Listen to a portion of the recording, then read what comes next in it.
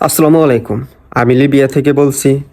তো সবাই কেমন আছেন? আশা করি সবাই ভালো আছেন। আলহামদুলিল্লাহ আমিও ভালো আছি। তো আপনাদের মাঝে আজকে যে বিষয়টি নিয়ে আলোচনা করব সেই বিষয়টি হলো বাংলাদেশ থেকে লিবিয়া হয়ে ইতালি একটা গেম খবর বা একজন পরিচিত মানুষে কিভাবে সে সাকসেস হলো সে সম্পর্কে বলবো। হয়তো আপনারা এই ভিডিও থেকে কিছু শিখতে পারবেন।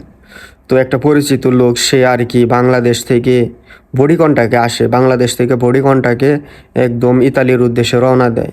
অনেক টাকায় ডিমান্ড করে, অনেক, কারণ বাংলাদেশ থেকে তো মানুষ বুঝে না, অনেক টাকা বাংলাদেশ থেকে চাই, সেই টাকা দিয়ে মানুষ আসে। কিন্তু লিবিয়া থেকে এত টাকা লাগে না, যদি মনে করেন যে আপনার পরিচিত মাধ্যম থাকে বা আশেপাশে মাধ্যম যাচাই বাছাই করা যায়। কিন্তু বাংলাদেশে তো ওরকম বেশি অ্যাভেলেবল দালাল না, হয়তো যদি একটা ভালো দালাল থাকে যা চাই তাই দিয়ে দেয়।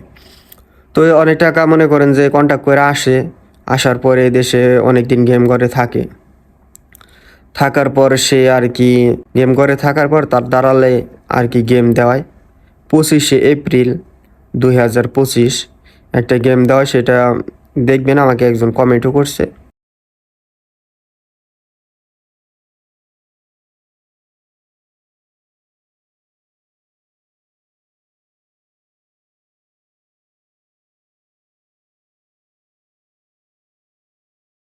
তো তার ভাইকে গেম দেওয়ানোর পর 25শে এপ্রিল গেম দেওয়ানোর পর গেমটা ধরা খায়।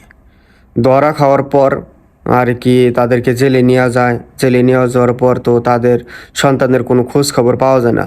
তখন সেই ছেলেটার মা আমাকে ফোন দেয়। ফোন দেওয়ার পর সব কিছু বিস্তারিত ভাইঙ্গা বলে। তো অনেক টাকা কন্ট্যাক্ট করে আসছে, 10 লাখ টাকা মনে করেন যে জেলে থেকে ছাড়ানোর জন্য চাইতেছে। এটা মনে করেন যে এই দেশে যারা থাকে বুঝে জানে তারা ওইটা বিশ্বাসই করবো না, বা এটা অকল্পনীয়।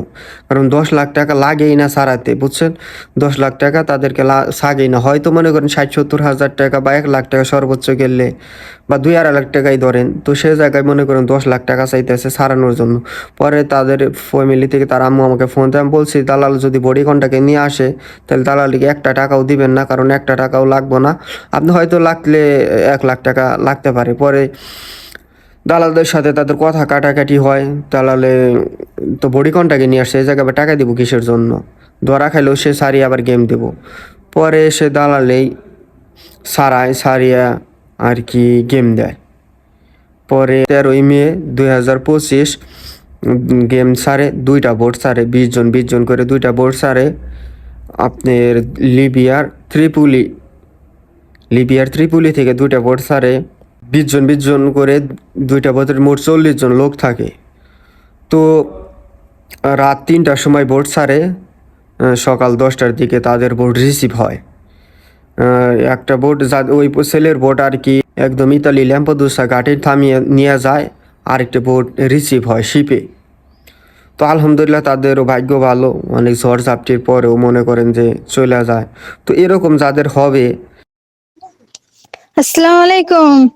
কেমন আছেন ভাই? আমার ভাই যাইয়া 1টা বাজে পৌঁছাইছে, এই কাল ফোন দিছে, সেজন্য আপনারে জানাই দিলাম। আলহামদুলিল্লাহ আলহামদুলিল্লাহ, অনেক খুশি হইলাম। 2টা ভোট আসছে ভাইয়া, একটা ভোটে 20 জন, একটা ভোটে 20 জন আছে, 40 জন। 2টা ভোটে 40 জন ছিল।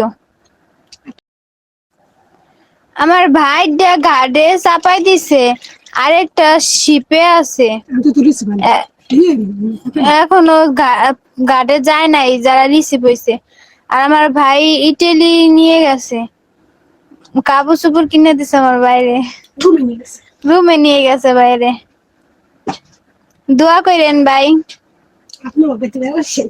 আইসেন না আমাদের বাসায়, দেশে আসলে আমাদের বাসায় আইসেন, বেড়াই যায়েন। দালালরা কত ভোট ইচ্ছা করে ধরা খাওয়ায় কিছু টাকার জন্য, মনে করেন যে কিছু টাকা ইনকাম করার জন্য ধরা খাওয়ায় যায়। জানে যে এদেরকে জেলে নিলে হয়তো 1 লাখ টাকা সারাইতে লাগবে, আমি যদি 5 লাখ টাকা বাড়িতে দাবি করি তাহলে হয়তো পাবো। তাহলে মনে করেন যে তারা ইচ্ছা করে ধরা খাওয়াইয়া আর কি টাকা আদায় করতে চায় বাড়িতে থেকে বেশি টাকা। আবার কত দালাল মনে করেন যে যেগুলা বডি কন্ট্যাক্ট থাকে না, সেগুলো ধরা খেলে তো আর দালাল খোঁজই নেয় না। তো যেগুলো বডি কন্ট্যাক্ট সেগুলো মনে করেন যে আর কোনো টাকা পয়সা না দেওয়াই ভালো, দিবেন না। কারণ বডি কন্ট্রাক্টে আসছেন বাংলাদেশ থেকে অধিক পরিমাণ টাকা দিয়ে, তো সে জায়গায় আবার কিসের টাকা? তো দালালরা ইচ্ছা করে ধরা খাওয়াইয়ে যে বাড়িতে যদি চাইলে পাই তাহলে আর আর কিছু টাকা ইনকাম বেশি হবে, তাদেরকে আবার পাঠাইবো, ঠিক আছে, কিন্তু আপনার ধরা খাওয়াইয়া মানে কোনো একটা বিপদে ফালাইয়া আপনার কাছে টাকা আদায় করে নিব। একটা আছে নিজে থেকে বিপদে পড়ে আল্লাহ বিপদে ফালিয়া দেয়, আরেকটা আছে মানুষের বিপদে মনে করেন ফালাই ইচ্ছা করে। তো আল্লাহ যেটা বিপদে ফালায় সেটা তো কপাল, আর যেটা মনে করেন যে মানুষ ইচ্ছা করে বিপদে ফালাইয়া দেয় সেটা মনে করেন যে দালালেরই দোষ। মানে দালাল ইচ্ছা করে বিপদে ফালিয়ে আপনার কাছ থেকে টাকা পয়সা নিবে, সেটা দালালেরই দোষ। তখন হয়তো টাকা পয়সা দিবেন না। যদি আপনাদের সাথে মানে যোগাযোগ ব্যবস্থা ভালো থাকে দালালের সাথে, তাহলে টাকা পয়সা দিবেন না। আবার যদি অপরিচিত দালাল থাকে তাহলে তো মনে করেন যে বিপদে ফালাইয়া অনেক বড় বড় বিপদে ফালিয়ে টাকা পয়সা হাতিয়ে নেয়। তো এরকম যারা বিপদে পড়বেন, যদি বডি কন্ট্যাক্টের লোক থাকেন তাহলে তাদেরকে টাকা পয়সা না দিয়ে আর কি গেম দেওয়ার আবার পরবর্তীতে বলবেন তাহলে গেম দেওয়ার জন্য। আর যদি নাই ছাড়ে 2-1 লাখ টাকা হয়তো দেওয়া যায়, তো অধিক পরিমাণ টাকা চাইলে দিবেন না। আলহামদুলিল্লাহ তাদেরকে ক্যাম্পে নিয়েছে, তারা অনেক ভালো আছে, অনেকটা নিরাপদ আছে। তো সবাই সবার জন্য দোয়া করবেন, যারা এই পথে আসবেন ভালো দালাল ধরে আসবেন যাতে কোনো বিপদ আপদে না পড়েন। তো ভিডিওটি শেয়ার করে দিবেন, চ্যানেলটি সাবস্ক্রাইব করবেন। আসসালামু আলাইকুম।